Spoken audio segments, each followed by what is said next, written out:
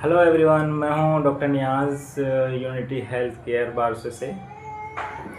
आप सभी जानते हैं मुझे, मैं काफ़ी टाइम से कुछ चीज़ों को नोट डाउन कर रहा हूं और आज मेरे ओपीडी में एक इंसिडेंट हुआ जो कि इस तरह था। एक पेशेंट आया मेरे पास और उनका कंप्लेंट ये था कि मुझे काफ़ी टाइम से बुखार आ रहा है और मैंने बहुत जगह विजिट भी किया, काफ़ी टाइम से ठीक भी नहीं हो रहा हूँ, दवाई भी बहुत तरह की कर चुका हूँ, इंजेक्शन भी काफ़ी तरीके से लग चुकी है, मल्टीपल डॉक्टर को विजिट किया हूँ, लेकिन फीवर डाउन नहीं होता। मेडिसिन जब तक चलती फीवर डाउन नहीं होता। फिर मैंने पेशेंट का हिस्ट्री लिया तो मुझे हिस्ट्री से ये पता चला कि ये पेशेंट उस एरिया से आ रहे हैं जहाँ पे बाढ़ का पानी पहुँच चुके हैं।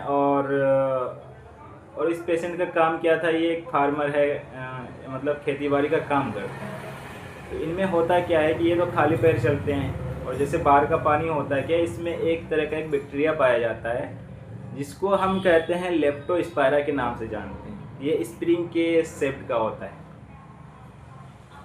और इस बीमारी को हम इसी बैक्टीरिया के नाम से डिनोट किए हैं। लेप्टोस्पाइरोसिस इस बीमारी का नाम है। और इस बीमारी में होता क्या है कि पेशेंट को बहुत ज़्यादा बुखार रहता है, मतलब हाई ग्रेड फीवर कह सकते हैं।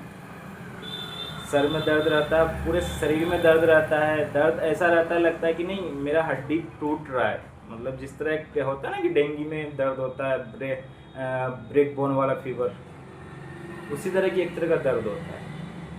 थर्ड थिंग क्या होते हैं इसमें कि कंजक्टाइवल सफुजन होते हैं। इसमें क्या होता है कि आंखें एकदम लाल हो जाती है, आंखें लाल एकदम लाल, कभी कभी समटाइम पीले हो जाते हैं। तो इस चीज़ को देखते हुए, हम हिस्ट्री को देखते हुए पेशेंट को आगे इन फर्दर इन्वेस्टिगेशन किया तो मैंने पाया क्या कि केएफटी में मैंने जब देखा उनका, तो केएफटी में क्रिएटिनिन और यूरिया स्लाइटली रेज थे और एलएफटी में मैंने बिलिरुबिन, एसजीपीटी, एसजीओटी को स्लाइटली रेज पाया। तो इससे होता है क्या, ये बैक्टीरिया करता ही ऐसा काम है कि हमारे जो डब्ल्यूबीसी से जब लड़ाई होती है, जो हमारा इम्यून सिस्टम है, जब हमारा इम्यून सिस्टम डिफेंस करते हैं किसी बैक्टीरिया के प्रति, तो हमारा इम्यून सिस्टम कमज़ोर पड़ जाते हैं अगर बैक्टीरिया स्ट्रांग हो, डोमिनेंट हो। तो इसी कंडीशन में ये क्या करते हैं कि हमारी जो किडनी है, किडनी के अंदर से उसमें उसका जो फंक्शनिंग होता है उसको धीरे धीरे डिक्रीज करने लगते हैं, डाउन करने लगते हैं। तो इसी वजह से हम इन्वेस्टिगेशन करके ये चीज़ कर पाए। फिर फर्दर मैंने उनका एक एंटीबॉडी टेस्ट करा। एंटीबॉडी टेस्ट इनका एक होता है कि हम कंफर्म डायग्नोसिस अगर करना चाहे कि हाँ अगर लेप्टोस्पायरोसिस हो चुके हैं पेशेंट को, उसका कंफर्म डायग्नोसिस चाहे तो लेप्टोस्पायरा आइजीएम होता है, एंटीबॉडी टेस्ट होते हैं लेप्टोस्पायरा आइजीएम।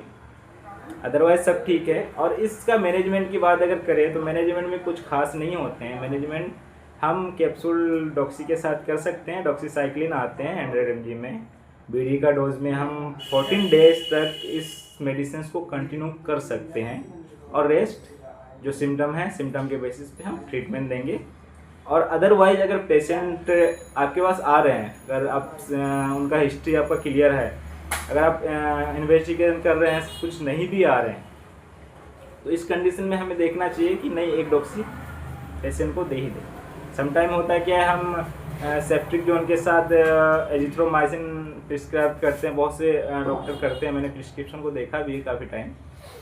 तो उसकी जगह मैं एक सजेस्ट यही करूँगा कि सेप्टिक जोन के साथ आप डॉक्सी ऐड करें सुबह शाम, ये चला सकते हैं आप।